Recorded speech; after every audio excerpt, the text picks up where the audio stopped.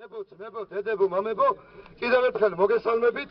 ძალიან დიდი ბოდიში მინდა მოვიხადო როგორც ეროვნული მოძრაობის ჩვენმა ლიდერმა, რომ საერთოდ საქართველოში მდგომარეობა იქამდე მივიდა, რომ დამოუკიდებლობის გამოცხადებიდან 22 წლის შემდეგ რამდენიმე ერთი მუჭა ნაძერალის ხელშია ჩაორლილი საქართველოს სიმძლე ავლადდება და მოსახლეობის უდიდესი უმრავლესობა უპირველეს ყოვლისა თქვენი სახით მით უმეტეს არა მარტო დაუსაქმებელი და უმშევარი შემელი მოსახლეობაც ასეთ ძიმე პირობებშია.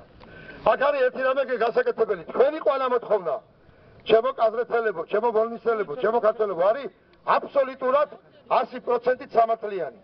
თქვენი ყველა მოთხოვნა თავიდან ბოლომდე პასუხობს ცივილიზებული და დემოკრატიული კაცობრიობის ყველა საერთაშორისო ორგანიზაციის, ყველა წამყვანი დემოკრატიული და პროგრესული ქვეყნის კანონმდებლობის ნორმებს, პრინციპებს და კანონებს. თქვენი მოთხოვნა სამართლიანია წმინდა ღმერთკაცობრივი თვალსაზრისით. ამიტომ ვინაიდან თქვენ მიიღეთ შესანიშნავი გადაწყვეტილება, რომ ხვალ ჩამოვიდანეთ თბილისში, ჩვენ მთელი ჩვენი ძალისხმევით რაც შეგვიძლია შემოგიერთებით აქ ერთი რამეა გასაკეთებელი, რომ არ უნდა გავტყდეთ, უკან არ უნდა დავიხიოთ და არ უნდა დავიშალოთ.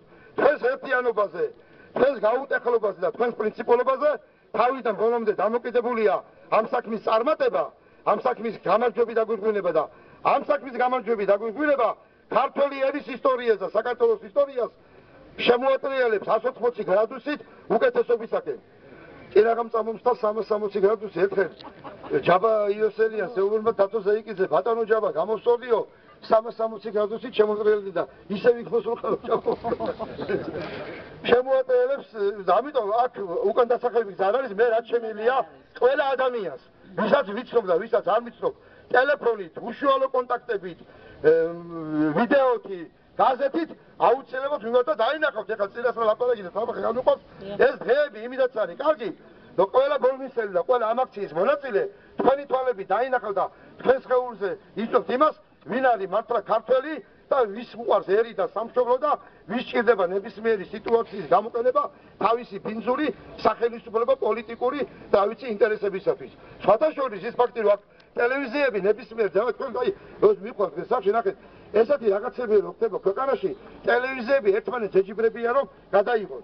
წარმოიდგინე რა დონეზე მოისყიდეს ამ ნაძირალებმა ეს ტელევიზიები რო აქ არ არიან.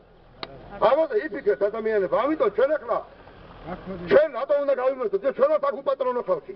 მაგრამ ეს ამდენი უპატრონო ადამიანი ჩვენი პატრონი არის ჩვენი თავი და ღმერთი.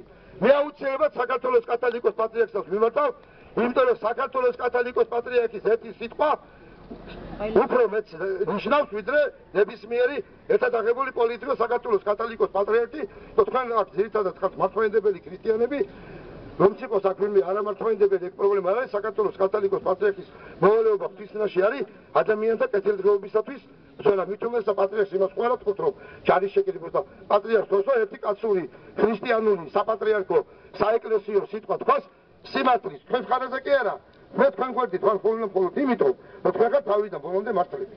თქვენ ახლა გქონდეთ ამ ისეთი მიუღებელი მოთხოვნა არ დაგიდგებოდით გვერდში რა ვერ დაგიდგებოდით თქვენთან დაგლოცოთ მე გაგიმართოთ და მე ვთხოვდი ამ ქალბატონებს ეს თუ საქალბატონებს ეს დადონ ვიდეო გაავრცელოთ და ჩვენ უნდა გავავრცელოთ. ავიცი მე შეპირებები არ მიყვარს დანარჩენი ხვალ გამოჩნდება.